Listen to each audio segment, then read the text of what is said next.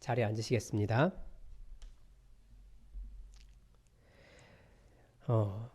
사순절 시작과 함께 코로나19로 인해 사회적 거리에 동참하기 시작했는데 결국 부활절이 되어버렸습니다. 이렇게까지 오래 갈 줄 몰랐습니다. 그래도 사순절을 참 의미 있게 보낸 것 같아요. 나름대로 우리에게 일상이라는 것이 얼마나 소중한 것인가 우리가 깨닫게 되었고요. 그냥 깨닫는 수준이 아니라 몸으로 직접 체험하는 시간이었습니다. 그리고 인간의 탐욕이나 인간의 편안함이 세상에 어떠한 문제를 일으키고 그것이 어떻게 다시 우리에게 재앙으로 돌아오는지도 다시 한번 느끼게 되었습니다. 또 대한민국이 얼마나 훌륭하고 좋은 나라인가 또 다시금 알았습니다. 개인적으로는 지지난주 새벽기도 말씀을 통해서 기도에 대해서 정리하면서 저도 기도 생활을 좀 다시 돌아보고 다시 정리하였습니다. 그리고 매일매일 빈 예배당에서 말씀을 녹화하면서 다시 한번 우리 교회와 우리 성도님들이 얼마나 소중하고 귀한 분들인지 다시 한번 깨달았습니다. 아마 모든 우리 예수품한 성도님들이 다 비슷하게 느끼고 계실 겁니다. 익숙해지는 것 같기도 하지만 우리는 결국 다시 이 자리에 모여 함께 예배드릴 그날을 기다리고 있다는 것도 잘 알고 있습니다. 지난 고난주간 새벽기도회에서 5개의 시선이라는 주제로 예수님의 십자가가 가르쳐 주고자 했던 것을 살펴보았습니다. 그 새벽기도 묵상 설교를 다 들으신 분도 계시고 그렇지 않은 분들도 계실 겁니다. 조회수가 한 60회 정도 되는 40회 정도 되는 거 보니까 한 그 정도 들으신 것 같은데요. 예수님은 진실로 하나님의 아들이었습니다. 이 과정을 여리고 맹인의 눈을 뜨게 하시면서부터 여리고의 맹인이 눈을 뜨고 보았고 예수님을 십자가에 못 박는 일에 실무자였던 백부장과 예수님을 지키던 사람들이 보고 알았습니다. 그러나 여전히 자신의 욕심에 가득 차 있던 대제사장과 서기관들은 그 모든 일을 보고도 깨닫지 못했습니다. 그러면 예수님께서 진실로 하나님의 아들이셨다라는 것을 아는 것에서 모든 것이 끝나는 것일까요? 보고 눈이 열려 안다고 하는 것에서 끝나지 않습니다. 예수님께서도 우리에게 보고 싶으신 것이 있었습니다. 바로 하나님 나라의 열매를 맺는 하나님의 백성들이었습니다. 예수님을 믿는 우리 신앙은 절대 사변적이지 않습니다. 실제가 있습니다. 여리고 맹인이 눈을 뜨고 예수님의 명령에 무화과 나무가 마르고 죽은 자들이 살아나는 실제라고 하는 것이 있습니다. 그래서 오늘 본문에서도 3개의 시선이 나와요. 보고 이 시선을 통해 이제 우리가 예수님의 부활과 함께 예수님께서 보고자 했던 우리가 보기를 원했던 그 하나님 나라의 열매가 어떻게 맺어질 수 있는지 우리 마음에 있어야 할 변화와 더불어 그 방법을 한번 배워보겠습니다. 첫 번째 시선은 막달라 마리아와 다른 마리아의 시선입니다. 1절입니다. 안식일이 다 지나고 안식 후 첫날이 되려는 새벽에 막달라 마리아와 다른 마리아가 무덤을 보려고 갔더니 우선 이 본문 속에서 우리가 왜 토요일 그러니까 안식일이라고 하는 토요일을 지키지 않고 일요일, 주의 날을 지키는지를 우리가 알 수 있습니다. 안식교나 안식교 이단들이 우리를 공격할 때 이런 말 잘해요. 너희들 성경에 나온 대로 안식일도 지키지 않지 않느냐. 성경을 안 지킨다고 우리를 공격하는데 그런 어리석은 말에 현혹되지 마십시오. 우리는 그들과 달라요. 우리는 주님께서 부활하신 날, 즉 안식일 다음 날을 주의 날로 지킵니다. 우리가 구약의 하나님은 따라가지만 구약의 종교를 따라가는 건 아니에요. 물론 성경의 안식일을 기억하여 거룩하게 지키라 라고 하지만 우리는 율법의 완성이신 예수님을 따라가고 있습니다. 그러니까 달라요. 그래서 안식이라고 하는 개념은 가져가지만 안식일이라고 하는 그 날은 가져가지 않아요. 자꾸 이단의 논리에 넘어가니까 주제와 관련이 없지만 한 말씀 드렸습니다. 다시 원래 주제로 돌아오면 우리말 보다라고 하는 단어는 많은 의미를 가지고 있습니다. 눈으로 보는 것도 보는 것이고요. 우리말에 재밌는 표현이 많아요. 저는 맛을 보다. 그게 재밌는 것 같습니다. 맛은 입으로 느끼는 것인데 맛을 본다라고 표현을 합니다. 장 보러 가다. 혹은 자녀가 결혼하면 사위 봤다. 뭐 이거 진짜 보는 거니까. 어떤 일을 기다릴 때는 일이 잘 되고 있는지 보고 있어. 뭐 기다린다는 의미로도 사용합니다.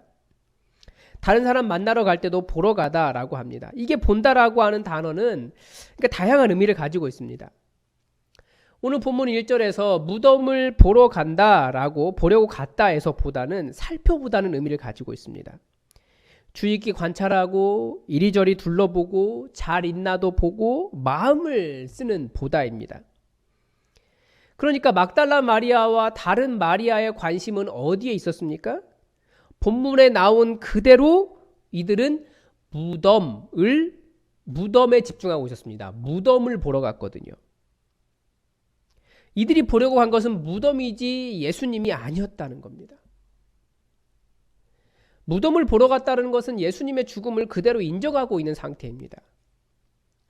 막달라 마리아와 다른 마리아는 누구보다도 예수님을 사랑한 사람들이었습니다. 그러니까 심지어 제자들마저도 이제 모두 끝났어 라고 돌아보지 않았던 예수님의 무덤을 이 두 마리아가 그 새벽에 살피러 갔던 거죠. 그러나 예수님을 아무리 사랑해도 그 무덤에 무슨 희망이 있겠습니까? 지금 무덤을 보러 간 이 막달라 마리아와 다른 마리아는 예수님을 기념하는 것 같지만 예수님 안에 있는 희망, 그 생명의 소망을 기대하지 못하는 모든 사람들을 대변하고 있습니다. 우리는 이 시선을 어디에서 발견합니까?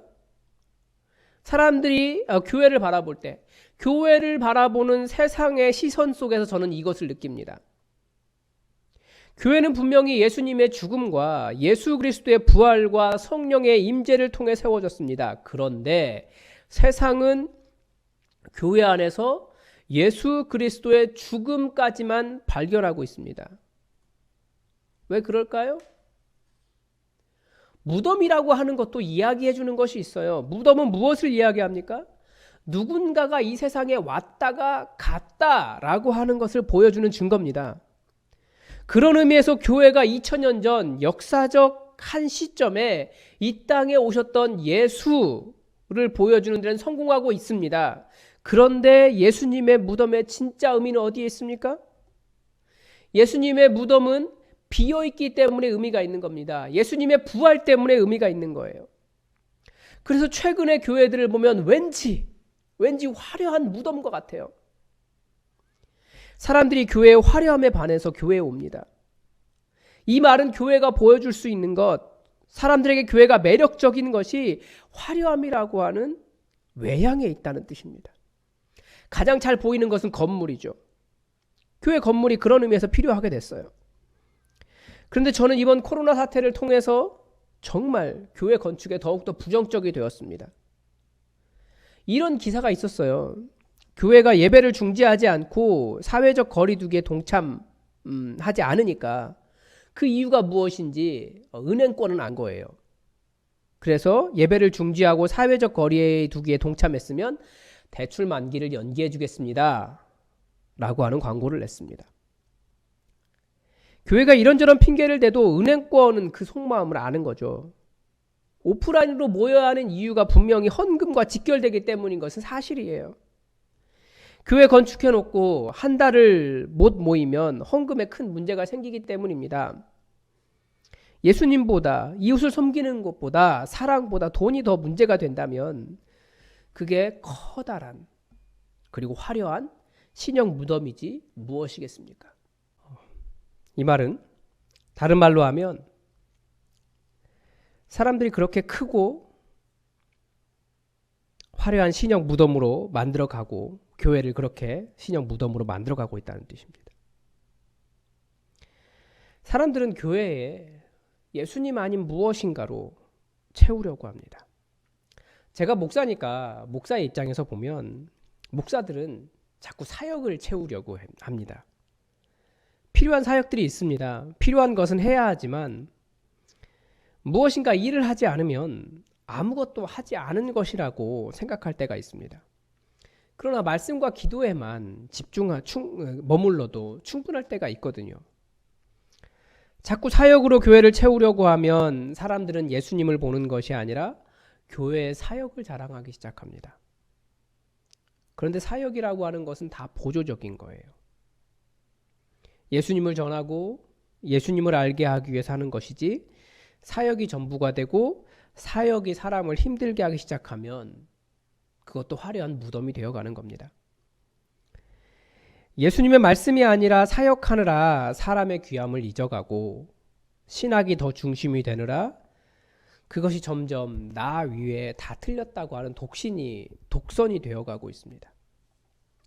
이게 2차 세계대전 때, 세계대전이 일어나기 전 독일 교회가 하던 짓이었습니다. 교회는 규모와 권력이 있었고 신학은 발달하여 신학의 수혜자인 사람과 사회를 잃고 사변적으로 자기의 길로만 커져갔습니다. 논쟁은 많은데 누구도 건들 수 없는 화석과 같았습니다. 사람을 살리는 지식과 양심이 아니라 살인적인 율법이 되어갔습니다.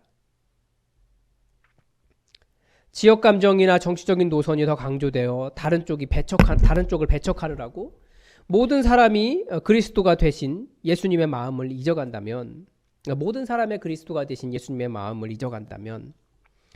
심지어 예배가 소중하다며 사람을 소모적으로 사용하며 사람에 대한 긍의를 잊어간다면 거기가 바로 무덤입니다. 한국교회가 얼마나 반사회적으로 행동하면서도 당당한지 우리가 지금 잘 보고 있지 않습니까? 여러 면에서. 그래서 우리는 이제 본문이 보라고 하는 두 번째 시선으로 넘어가야 됩니다. 두 번째 시선도 막달라 마리아와 다른 마리아의 시선이지만 천사가 두 사람이 보기를 원했던, 그러니까 천사가 보라고 한 시선입니다. 고대 이스라엘의 무덤은 바위를 판 동굴 형식의 무덤이었습니다. 이스라엘의 바위는 부드러워서 이렇게 구멍을 파기 쉬웠다고 그러더라고요.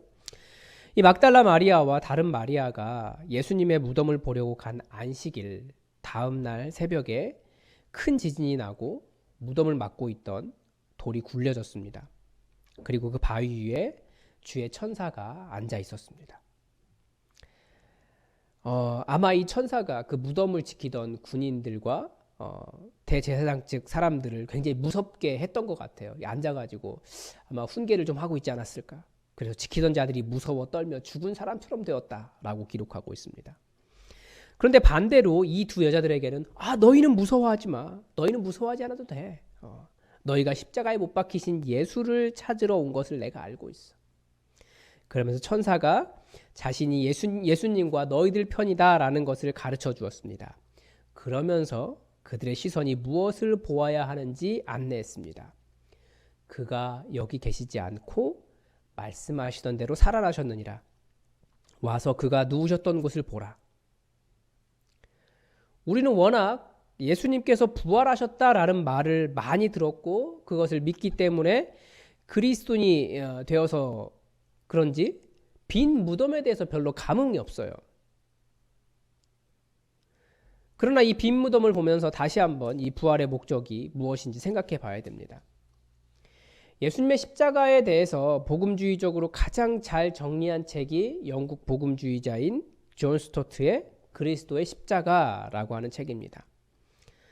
그 책에서 존 스토트는 예수님의 자기 주심인 십자가를 통해 우리에게 구원, 계시, 정복을 이룬다라고 말합니다. 예수님의 십자가와 부활 사건은 우리를 구원하신 사건이고 온 세상에 하나님의 살아계심을 밝힌 계시이고 또 영적으로 악을 정복하신 사건입니다. 지난주에 울산에서 한 형제가 아파트 화재로 세상을 떠났습니다. 9살 동생은 장애가 약간 있었고요. 특수학교를 다니는데 코로나19 바이러스 때문에 집에 잠깐 와 있는 상태였어요. 그래서 평소에 엄마의 직장은 그 둘째 아들이 다니고 있는 학교 근처에 직장이 있었기 때문에 엄마는 집에 없었고 아빠는 밤에 식당 일을 하느라고 집에 잘 들어오기 어려웠고 18살 형이랑 밤에 라면 끓여 먹고 라면 냄새 없앤다고 초 켜놓고 자다가 창문 열고 문 열어놨다가 바람에 초가 넘어지면서 화재가 났습니다. 형이 잠깐 편의점 나갔다가 집에 연기가 나는 것을 보고 동생 구하려고 들어갔지만 결국 둘 다 죽음을 맞았습니다. 참 비극적인 사고죠. 이 사고를 듣고 마음이 먹먹하지 않은 사람은 아무도 없을 겁니다. 그런데 이 상태가 바로 이 사망의 능력을 너무나 잘 보여주고 있어요. 인간은 어떻게든 살려고 발버둥 치지만 사망의 능력이 훨씬 더 강해요. 우리에게 왜 구원이 필요합니까? 이 사망의 권세가 모든 사람을 사로잡고 있어요. 이것이 울산에 있는 두 형제 그 집안에만 문제가 아니라 우리에게도 닥쳐있는 사망 권세입니다. 신학자들은 신학적인 대답을 하지만 사망의 능력은 매일매일 우리 앞에 다가와 있어요. 지금도 코로나19 사태 속에서도 또 매일 운전하면서도 반대로 건널목을 건너면서도 이제 곧 닥친다고 하는 실물경제의 위기 속에서도 사망은 우리를 위협하고 있습니다. 그런데 대체 이 모든 위기 속에서 우리가 항상 하는 질문이 이거죠. 하나님, 대체 어디 계셨습니까? 대체 이 비극을 막아주지 않으신 겁니까? 정말 살아계신 건 맞습니까? 이것은 역설적으로 하나님은 보이지 않고 이 세상에는 이런 악이 너무나 많고 너무나 강하다는 겁니다. 코로나19 바이러스가 전 세계를 휩쓸고 있는데 아프리카는 메뚜기 떼의 습격을 받고 있고요. 곧 산란기가 지나면 더욱 많은 메뚜기 떼가 기승을 부릴 거라고, 먹고 살기 어려운 사람에게 더 어려움이 닥치고 있는 거예요. 우린 이런 사망 권세와 악의 권세와 그 사이에서 보이지 않는 하나님에 대한 문제로 매일매일 기도하며 또 고민합니다. 그런데 예수님의 빈 무덤은 이런 우리의 현실 속에서 우리에게 빈 무덤을 주목하라고 말하고 있습니다. 예수님의 부활은 죽음이 모든 것의 끝이라는 인간의 생각에 죽음 이후가 있다는 것을 보여주고 있습니다. 사탄의 가장 강력한 무기인 사망 권세가 깨어졌습니다. 그리고 하나님께서 살아계시다는 것을, 생명의 권세가 사망 권세를 뚫고 나온다는 것을 보여주고 있습니다. 즉 교회에게 빈 무덤은 죽을까봐 이것은 반드시 지켜야 합니다라고 말하는 율법주의의 오른뺨을 때리고, 반면에 죽을까봐 그것은 절대 안 된다라고 말하는 종교적 보수주의의 왼뺨을 때립니다. 그래서 우리는 이번에는 세 번째 시선으로 가야 됩니다. 답이 여기에 있어요. 막달라 마리아와 또 다른 마리아에게 천사가 빈 무덤을 보게 하고 그 다음 보게 한 것이 있습니다. 7절입니다. 또 빨리 가서 그의 제자들에게 이르되 그가 죽은 자 가운데서 살아나셨고 너희보다 먼저 갈릴리로 가시나니 거기서 너희가 배우리라 하라. 천사는 이제 빈 무덤이 아니라 갈릴리로 가서 예수님을 직접 보아라 라고 하면서 그들의 시선을 옮기게 합니다. 이 두 사람이 그래서 너무나 무섭기도 했지만 동시에 너무나 기뻐서 제자들에게 달려가고 있었습니다. 그런데 이번에는 그 가던 중간에 예수님을 만났어요. 예수님께서 그들에게 말을 거셨습니다. 성경에 평안하냐라고 되어 있는데 원뜻은 즐거운가입니다. 이게 우리말로 하면 안녕, 여기에 해당합니다. 그래서 우리는 안녕하세요 인사하는데 서양에서는 greetings, 즐거우십니까? 이렇게 인사하는 것과 똑같습니다. 여자들이 예수님의 발을 붙잡고 인사를 하니까 예수님께서 천사와 같은 말을 하십니다. 무서워하지 말라.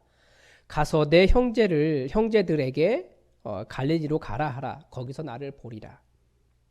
두 가지 내용이 있는 거죠. 하나는 갈릴리로 가라라는 거고 다른 하나는 거기서 예수님을 보라, 예수님을 만나라 라는 겁니다. 예수님의 부활의 목표는 빈 무덤이 아닙니다. 빈 무덤은 많은 말을 해주지만 거기에서 멈추는 것이 아니에요. 예수님의 부활의 목표는 예수님을, 다시 사신 예수님을 만나는 겁니다.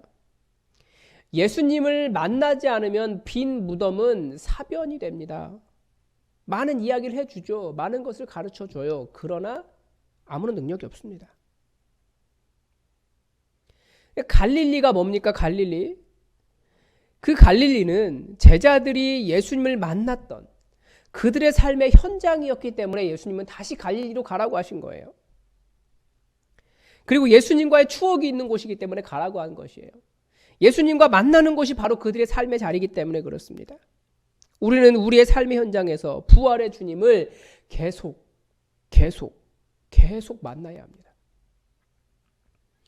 예수님께서 부활하신 이유는 빈 무덤을 보여주시기 위해서가 아니라, 아니면 예수님께서 부활하셨다라고 하는 깜짝 놀랄 만한 소식을 들려주려고 하신 것이 아니라 계속 살아계셔서 우리를 만나주려고 하신 거예요. 그 하나님 나라의 권능 안에 우리가 살아갈 수 있도록 우리를 만나주려고 하신 것이 예수님의 부활의 목적입니다. 그래서 복음이란, 부활신앙이란 빈 무덤이 어떤 의미냐를 가장 잘 설명하는 신학적인 논쟁이 아니라 우리 삶의 현장, 그 갈릴리에서 사망 권세에 지배되지 않고 권능의 주님, 주 예수님과 함께 매일매일을 살아가는 겁니다. 그래서 요한복음은 제자들이 모여있는 곳에 예수님께서 나타나셔서 성령을 받으라 라고 말씀하고 있습니다. 대제사장과 서기관들의 실패처럼 종교의 위세를 누리기만 하고 하나님 나라의 역사가 없는 사람들이 아니라 예수님을 만나서 여전히 사망 권세에 눌려 구원을 알지 못하며 하나님 살아계심을 보지 못하며 악한 세상 속에 죽어가는 이 세상 속에서 성령의 권능으로 이제 우리에게 임하여 있는 하나님 나라의 열매를 맺으며 살아가기를, 그런 사람들 되기를 예수님이 원하신 겁니다. 그래서 부활은 결국 오늘도 부활하신 예수님, 그 어떠한 강력한 사망 권세로도 묶을 수 없는 우리 예수님을 지금 만나는 겁니다. 갈릴리를 살아가는 이 온 세상에 그 예수님을 보이는 것입니다. 마치 예수님께서 갈릴리에서 말씀을 가르치시고 병자들을 고치시고 귀신을 쫓아내시고 제자들에게 하나님 나라를 가르쳐 주셨던 그 일을 다시 경험하게 하는 겁니다. 말씀을 마치겠습니다. 여리고 맹인의 눈을 뜨게 하신 예수님께서 우리에게 눈을 뜨고 깨달아 알기를 원하셨던 십자가 여정의 한 토막이 끝이 났습니다. 그것은 예수님이 누구인지 보고 깨달아 아는 것입니다. 그분은 살아계신 하나님의 아들이셨습니다. 그리고 예수님께서 이 십자가를 통해 우리에게 보고 싶으셨던 열매가 있었습니다. 대제사장들과 서기관들처럼 종교적으로 발달하고 성경에 대해서 너무나 많이 알지만 하나님 나라의 열매나 능력은 없는 그런 사람들이 아니라 믿음의 권능이 가득해서 무엇이든지 믿음으로 구하여 얻는 하나님 나라의 열매가 있는 사람을 보고 싶어 하셨습니다. 그래서 예수님은 부활의 마지막에 다시 보자, 갈릴리에서 다시 봐야 한다라고 하시는 겁니다. 예수님의 빈 무덤을 보는 자마다 무덤이 비었네에서 머물면 안 됩니다. 예수님을 다시 만나는 자리로 가셔야 됩니다. 부활은 예수님과 더 깊은 관계로 우리를 초청합니다.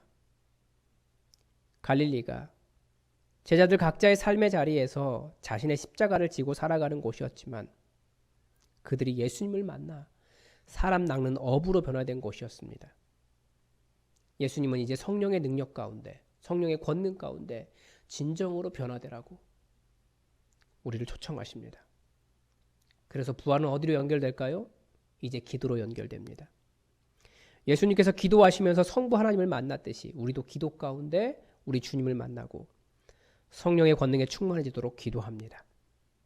이 부활이 신학적으로 대속이 어떻고 성경 몇 장 몇 절이 어떻다고 잘 설명할 수 있는 학문이 아니라 예수님 보고 싶으셨던 그 성령의 권능이 되도록, 이 땅에 임한 하나님 나라가 되도록 그리고 그 열매를 맺는 우리가 되도록, 우리 교회가 이 세상에 예수님을 보여준 그리스도의 몸이 되도록, 죽을까봐 두려워하지 않고 담대하게 부활의 주님을 드러낼 수 있게 우리는 기도합니다. 여러분, 여러분의 갈릴리에서 주님을 만나는 부활의 경험을 하시기 바랍니다. 기도하겠습니다. 하나님, 우리가 매해마다 부활절을 맞이하며 마치 우리가 새로운 사람처럼 생각을 하지만 우리에게는 여러 가지 한계들이 많이 있습니다. 하나님, 이 부활의 능력이 단순하게 우리가 부활하셨다라는 것을 아는 것을 뛰어넘어서 정말 예수님을 매일같이 만나는 신앙 되게 하여 주시옵소서. 어느 날 갑자기 갈릴리에 나타나셔서 사람들을 사람 낚는 어부로 변화시키셨던 그 성령의 권능의 역사가, 여호와 하나님께서 우리 가운데 드러나셨던 그 권능의 역사가 이제 우리에게 부활하신 주님과 함께 우리에게 풍성하게 일어나게 하셔서 주님 보고 싶으셨던 그 하늘나라의 열매를 가득가득 맺어 아버지께 영광 올리는 믿음의 사람들로 우리를 변화시켜 주시옵소서. 이제 성령에 충만하도록 우리에게 하늘의 문을 여시고 주의 영을 부어주시고 기도할 때마다 놀라운 부활의 권능을 이 땅에 보이는 아름다운 교회 되도록 또한 우리와 함께하여 주시옵소서. 주께서 우리와 함께 하시길 간절히 원하오며 주의 영을 부으사 갈릴리에서 주님 만나는 믿음의 사람들 되게 하시길 원하오며 예수님의 이름으로 기도드립니다. 아멘. 우리 다 함께 찬송가 415장 함께 찬양하겠습니다.